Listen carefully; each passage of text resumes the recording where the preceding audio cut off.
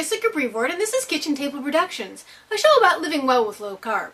Well, today I have a treat for you because I'm going to make one of my favorite summertime drinks, wine coolers. Now, most commercial wine coolers that you can buy at the grocery store come in at about 30 carbs, which is way too much. Well, I'm going to make my version of the wine cooler today, and it's going to come in between about 1 and 2 carbs. It's going to depend a little bit on the wine you use. So I've got some things to show you, and let's get started. Okay, a wine cooler without wine is, well, just a cooler. So one of the first things I want to talk about is talking about how to pick out wines. There are a lot of wines available. If you go to any liquor store, you'll see that there are just hundreds to thousands of wines, depending on how big the store is. And I'll admit, I know almost nothing about wines in terms of, this brand is like this and that brand is like that.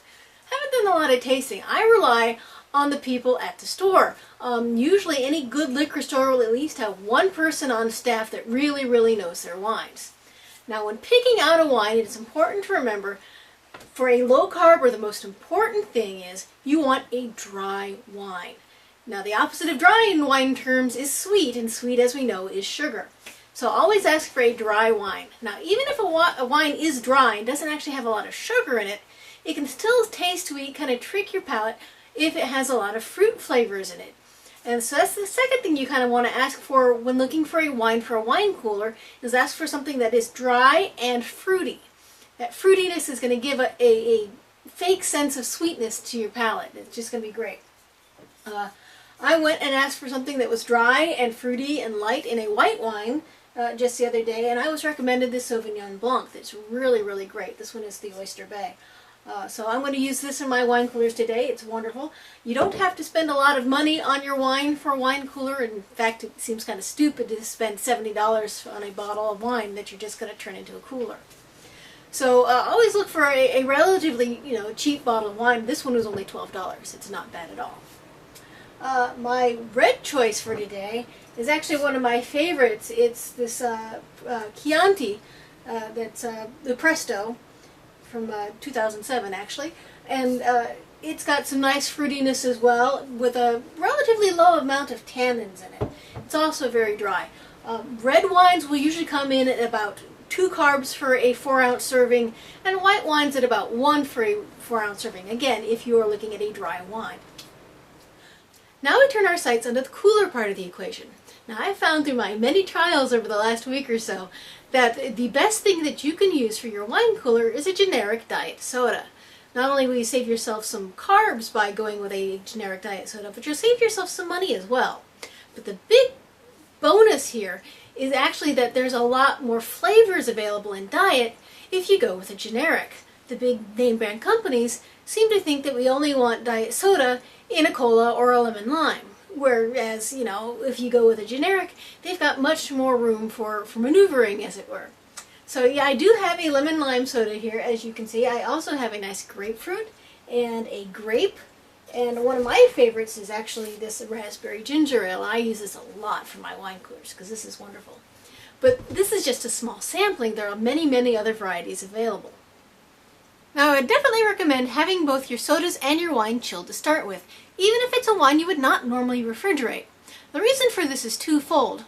The first reason is that if you add a warm wine into a cold soda, or even a warm soda, it's going to release the carbonation a lot faster. You're going to lose all your nice bubbles, and it's not going to be fizzy at all. The second reason is that if you ever have everything warm to start with, you're going to have to add in ice, and that's just going to dilute your drink. So start with everything really cold. Okay, now I have found that the perfect ratio of wine to soda is 1 part wine to 2 parts soda.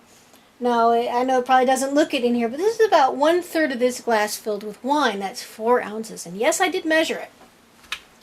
I am going to add in my soda now. I'm going to try to do it very gently.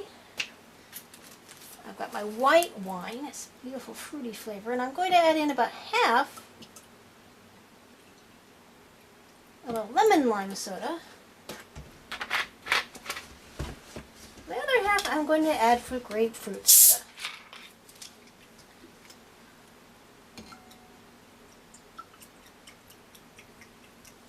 There. Now that's one beautiful wine cooler, let me tell you. Now the Chianti is a little bit more robust. Like I said earlier, I think it has a bit more tannins in it. And I'm going to go with my raspberry ginger ale. Beautiful. Now, if you have a large party coming up, there's no reason, or I see no reason, why you couldn't essentially reverse this process and make yourself a large thing of ready-made wine cooler by emptying your bottle about 1/3 and then filling it up, the empty third, with your wine. At that point, you'll have several servings ready to go and just have to pour it into the glasses. Now, say that you're looking for a very specific flavor of wine cooler, perhaps one of your old favorites that you're trying to recreate, and you just can't find the appropriate soda flavor at your grocery store. Well, I do have another alternative. I don't go with this, or didn't mention this originally, because I don't like mentioning specialty products. I don't want you to be able to make these recipes just out of anything that you could get at your local grocery store, but this one definitely bears mentioning. Sugar-free syrup. This one is a Da Vinci Gourmet, specifically peach syrup, and I got this at their website, davincigourmet.com. They have dozens and dozens of flavors. Just use about 1 or 2 ounces of the syrup, and the balance use just regular club soda, and it will make just as good a wine cooler as anything else. Now, it's important if you make up a big batch of soda to certainly mark it as alcoholic. You do not want the kids to accidentally get into your wine coolers. That would be very bad. It's also important to remember when you're drinking any sort of alcohol, whether it's wine, beer, or straight hard alcohol, is that while the alcohol itself does not have any carbs, one, they do have calories. So you want to be careful of that because calories still do count, just not as much as carbs. The other thing is that while your body is burning the alcohol, it's not going to be burning any fat for fuel. That means nothing is going to be coming off your body, and any carbs that you do take in are going to be stored as fat. So really limit your alcohol intake, even on the best of days. Remember, never drink unless you're over 21, and never ever drink and drive. Always drink responsibly. Now that my public service message is done, I just want to let you know that these recipes and many others are available through my website, kitchentableproductions.net. I'm Jessica Pavort, and this has been Kitchen Table Productions.